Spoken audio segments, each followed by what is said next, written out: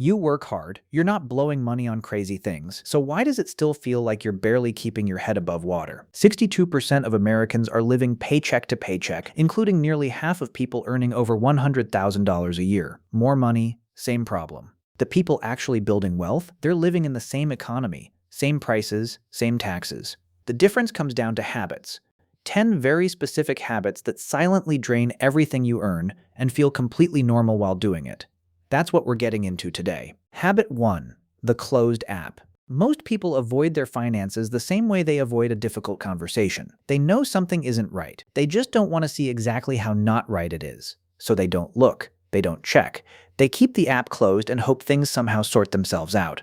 Psychologists actually have a name for this. They call it the ostrich effect. People check their bank accounts less when they're overdrawn. They stop opening bills. They avoid their statements, because somewhere in the brain, not seeing it feels safer than seeing it. Avoiding your numbers doesn't protect you from them. It just means they get worse in the dark. And here's the other cost nobody talks about. When you don't know your numbers, you make worse decisions. You overspend without realizing. You miss the moment when a small problem was still small. You lose the ability to course correct because you don't even know which direction you're heading. So stop closing the app, stop ignoring the statements, sit down with your numbers today. Because every day you don't is costing you more than you realize. Because what you measure, you manage. What you ignore manages you. Habit 2. The 20-minute fix. Here's something nobody admits out loud. When life feels heavy, most people spend money. Stanford researchers found that people under financial stress spend more impulsively than people who aren't stressed. The worse your finances get, the more you spend to cope. And the more you spend, the worse your finances get. It's a loop. And most people are stuck in it without even knowing it. The amounts are never dramatic. It's never one big mistake you can point to. It's the $5 coffee, the random Amazon order, the takeout because you just couldn't face cooking. Individually, nothing. But quietly, consistently, over months and years, it's thousands of pounds gone with nothing to show for it. Here's the one thing I want you to take from this. Next time you feel that urge to buy something, pause. Just 90 seconds. And ask yourself one question. Am I buying this because I actually want it, or because I'm trying to feel better right now? That question alone will save you more money than any budget ever will. Habit 3.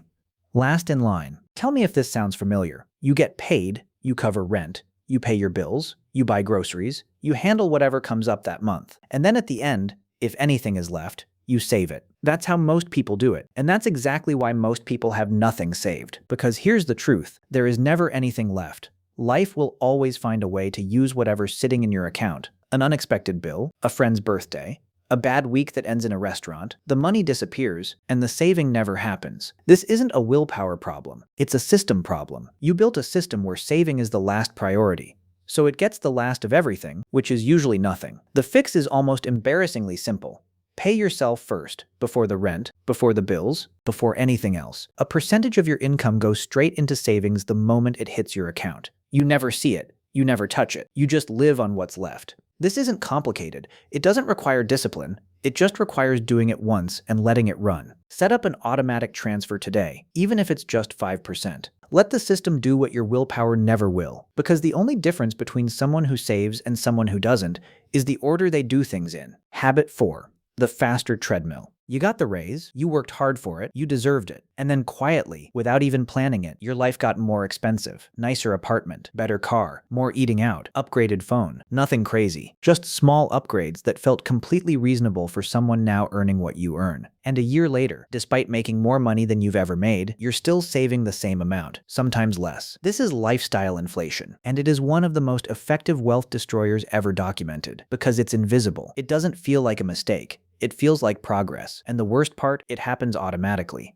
Because spending more when you earn more feels like the natural thing to do. So here's the rule. Every time your income goes up, save at least half the increase before your lifestyle touches it. Get a $500 raise, $250 goes straight to savings before you even think about what to do with it. You'll still feel the raise, but for the first time, you'll also start building something that actually lasts. Habit 5. One pipe.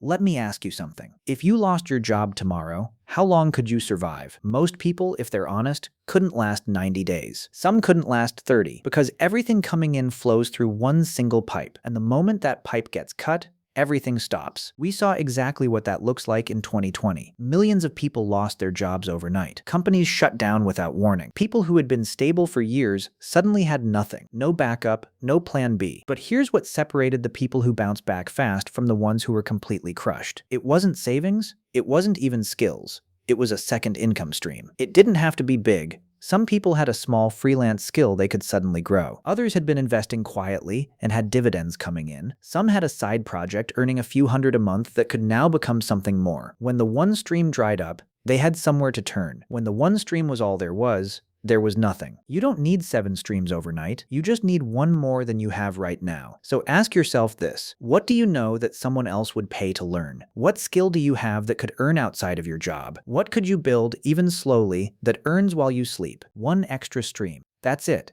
Just one. But that one changes everything. But here's the thing, what we've covered so far, that's just the surface, because there are 5 more habits sitting underneath all of that. And these are the ones most people never hear about. They're quieter, they're sneakier, and in a lot of cases, they're doing far more damage than anything we've talked about so far. And chances are, you're doing at least one of them right now. Let's get into it. Habit 6. Paying more for less. Let me paint you a picture. You need a car. You find one you like. The monthly payments seem manageable. You sign the papers and drive it home feeling good about yourself. But here's what actually just happened. The moment you drove off that lot, that car lost 20% of its value. By year 3, it's worth nearly half of what you paid for it. And the whole time, you're paying interest on top of it. So you're paying more than it costs for something that's worth less every single day. And the car is just the most obvious example. It's the furniture on a payment plan. It's the holiday you put on a credit card. It's the wedding loan. It's buy now, pay later for things you didn't need right now. Every single time you borrow money to buy something that loses value, you are paying a premium to go backwards. The interest goes to someone else, the value disappears, and you're left with a monthly payment and nothing to show for it. There is one rule that changes everything here. Never borrow money for anything that loses value. If you can't buy it in cash, you can't afford it yet. Save up.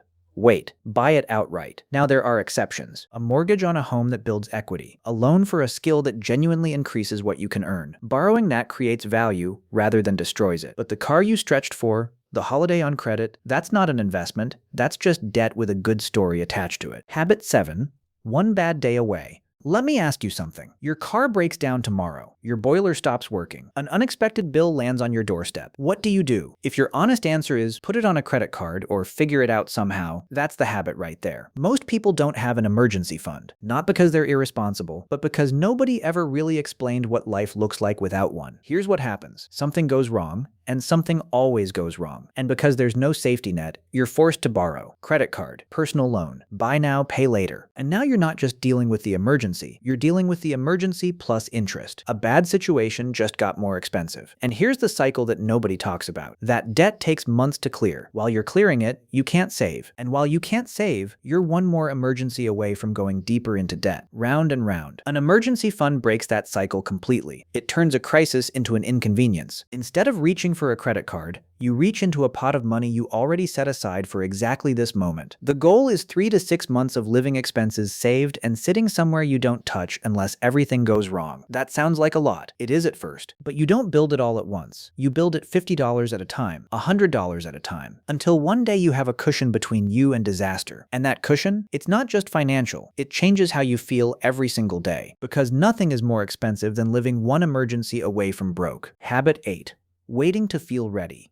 I want you to imagine 2 people, same age, same income, same starting point. The first person puts $200 a month into an index fund at 25 and never stops. The second person waits until they feel ready, until they understand it better, until things are a little more stable. They start at 40. By retirement, the first person has roughly $525,000. The second person has around $150,000. Same amount, same discipline. The only difference was time. And that gap, that $375,000 gap, isn't the result of skill or knowledge or picking the right stocks. It's the result of one person starting and one person waiting. Most people avoid investing for 3 reasons. It feels complicated, it feels risky, and they think they need a lot of money to start. All 3 of those things are wrong. Index funds make this simple. You're not picking stocks. You're not gambling. Think of it this way. You're betting that the economy will be bigger in 20 years than it is today. It always has been. The risk people fear, losing everything overnight, that's real for individual stocks. For a diversified index fund held over 20 years, it's almost impossible. And the minimum? Most platforms let you start with $10 or $25 a month. It's not about the amount. It's about starting. Money sitting in a savings account is actually losing value every year to inflation. It feels safe. It isn't. Every year you wait is a year of compound growth you will never get back. And compound growth doesn't care about your excuses. It only cares about time. Start now. Start small, but start. Habit 9.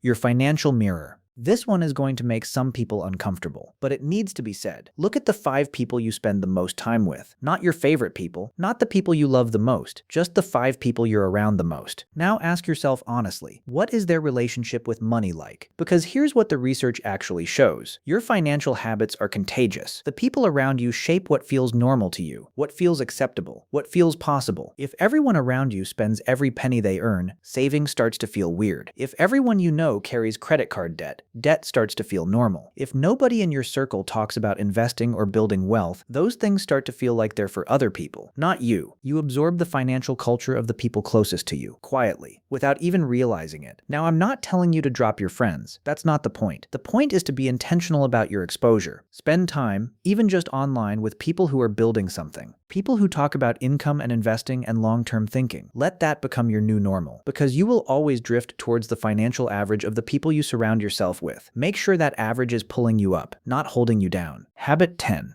Tomorrow's money. There's a moment most people know very well. Your paycheck is 3 days away, but there's something you need or something you want. And instead of waiting, you put it on the card, you'll pay it off when you get paid. It's fine. It's just a few days. Except it's never just a few days. Because 3 days later when the paycheck arrives, there's rent, there are bills, there's the balance from last month that didn't quite get cleared, and that thing you bought on the card gets rolled over. And next month, the same thing happens. And the month after that. This is how people end up spending money they earned 6 months ago on things they can't even remember buying. Credit cards are not extra money. Buy now, pay later is not a deal. They are both just ways of pulling your future money into today. And every time you do that, you are robbing your future self to pay for your present comfort. And the truly painful part, you pay interest for the privilege. So that thing you bought for $100 ends up costing you $120, $130, sometimes more. You paid a premium to go into the future and steal from yourself. The rule is simple. If the money isn't in your account right now, you don't have it. Full stop. That doesn't mean never use a credit card. It means never spend money you don't already have sitting there waiting. Use the card if you want the points or the protection, but pay it off in full every single month without exception. The moment you stop spending tomorrow's money today, everything starts to shift. Because for the first time, your income is actually yours, not the bank's, not next month's problem. Yours. You don't need to fix everything at once. That's not the challenge. Pick one habit from everything we covered today. Just one. The one that made you pause. The one that felt a little too familiar.